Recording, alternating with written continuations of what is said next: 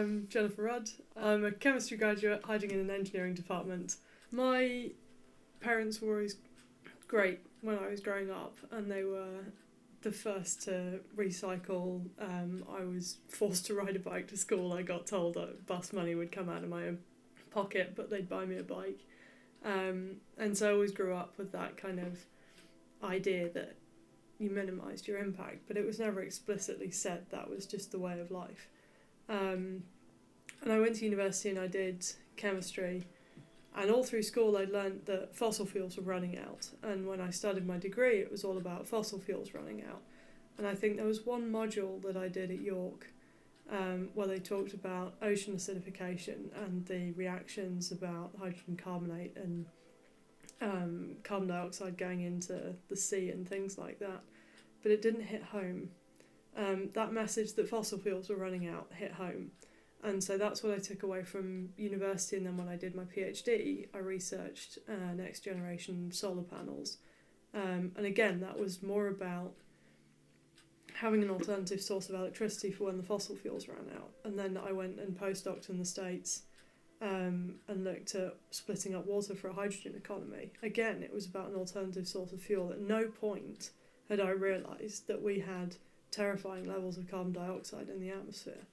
And my life certainly reflected that. I mean, I would still cycle, I would still use public transport preferentially over a car, because that's how I'd been brought up, and I knew it was important. But I mean, my husband and I lived London, Basel when we were dating, and so we would fly backwards and forwards. We went, we flew away on holiday. We flew to the States, and then flew to New York. And I look behind me at this trail of carbon across the world, and I can't get over the impact that I've had. And it wasn't until I came to Swansea and we started an outreach activity based on the research that we do with carbon capture, storage and utilisation that we then took to science festivals. And we were talking about the carbon impact of certain activities. And we would quantify it in balloons, because if I say to you 1 tonne of carbon dioxide, you can't picture that. If I say to you 16 grams of carbon dioxide, there's no way of picturing that. But if I say to you that idling your car for 1 minute is 150 balloons worth of carbon dioxide, suddenly that's something that you can start to picture. And then we started turning this outreach activity into a series of talks. And in doing the research for that, my colleagues were looking at what happens at 1.5 degrees of warming, 2 degrees of warming, and 4 degrees of warming. And I learnt about the Paris Agreement. And I remember sitting in a room with a guy called Russ Wakeham, and I was like, oh my gosh, you don't think it's going to hit 2 degrees, do you? And he looked me straight in the face and he said, I will be surprised if we don't hit 4 degrees. And he's a great scientist, and there was no dissension in the room. Everybody knew that number.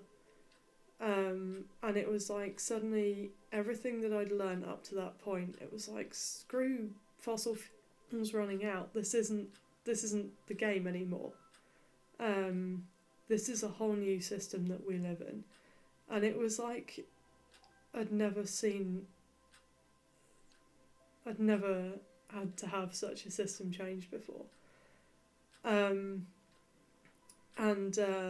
So a can of Coke is 8 balloons. I've never looked at a can of Coke the same way again. I think quite hard before I drink one.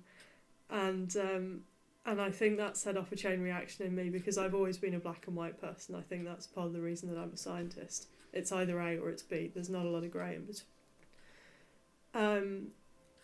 And it was that, right, okay, if this is the deal, and I look behind me and I see this basically trail of destruction that I've left in living a life in ignorance, and I have a 3-year-old, he's 3 now, so he would have been 2 when we figured out there was a climate emergency. And one day he's going to grow up and he's going to say, Mum, you knew about this, what did you do? And that was the point where everything changed.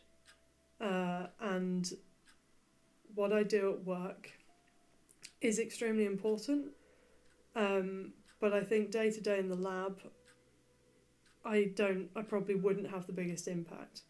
But if I create some sort of project that teaches school children about their carbon footprints, I can have a much bigger impact than if I just stand in the lab tinkering away with some chemicals. If I start a climate change seminar series at work, I can have a much bigger impact than if I just tinker in the lab in the chemicals. If I get invitations to talk on the radio, if I get an invitation to go and see my MP, I have a bigger impact than doing what I do in the lab. However, I am a research chemist by background. That is where my probably largest set of skills lie, and that is what encourages me to do everything else. And that's what gives me all of the information that I need to do everything else. And so I think this whole last couple of years has been a question of what are my best skills and how do I solve climate change? And it's been terrifying, and it's been soul destroying, and it's been really weird to kind of reassess all of the education that I've had to this point and what do I want to do from here.